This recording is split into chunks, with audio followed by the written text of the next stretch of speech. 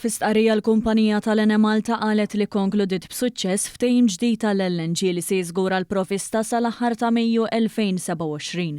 Propju hekk kif ħabbar il-Prim Ministru Robert Abela f'kollegament telefoniku waqt paper scan fuq One. Ġie spjegat kif il-ftehim ingħalaq wara proċess kompetittiv li ġibet interess minn 7 kumpaniji internazzjonali stabbiliti, fejn wara evalwazzjoni intażlet l-offerta li tagħti l-aħjar valur u sigurtà fil-provista.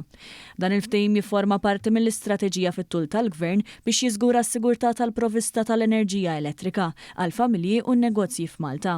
L-istqarrija mill-Ene Malta spjegat kif minn meta l-Power Station ta' Dellimara ġiet ikkonvertita għal gass naturali, Malta tbedet mill-użu tal-heavy fuel oil u bekk tnaqqas drastikament it-tniġġis fl-arja fil-waqt li tjiebet l-effiċjenza tal-ġenerazzjoni tal-elettriku. Permezz ta' dan il-ftehim Ene Malta qed issaħħaħ il-kapaċità tagħha li timmaniġġja r-riskji tas-suq u tiżgura l-kontinwità tal-provista matul perjodu ta' inċertezza internazzjonali kontinwa. Il-ftehim tal-LNG u marbut mat-TTF, benchmark Ewropew tal-gass, biex il-prezzijiet jibqgħu allinjati mas-suq. Dan jgħin li l-Ene Malta tnaqqas l-ispejjeż u ssaħħaħ is-sigurtà tal-provista.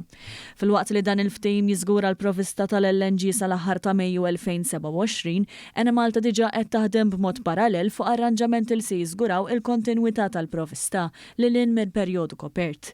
Il-kumpanija tissegwi mill-qrib l-iżviluppi fis-swieq internazzjonali tal-enerġija biex tidentifika l-aktar opportunitajiet vantaġġjużi għall-akkwist. Dan il-ftehim isaħħaħ il-pjan ta' investiment ta' Ene Malta biex timmodernizza n-netwerk tal-enerġija ta' Malta. Permezz ta' infrastruttura ġdida u titjib fis-sistema tad-distribuzzjoni, l-Ene Malta tiżgura provvista ta' enerġija aktar sigura, affidabbli u reżiljenti għall-futur.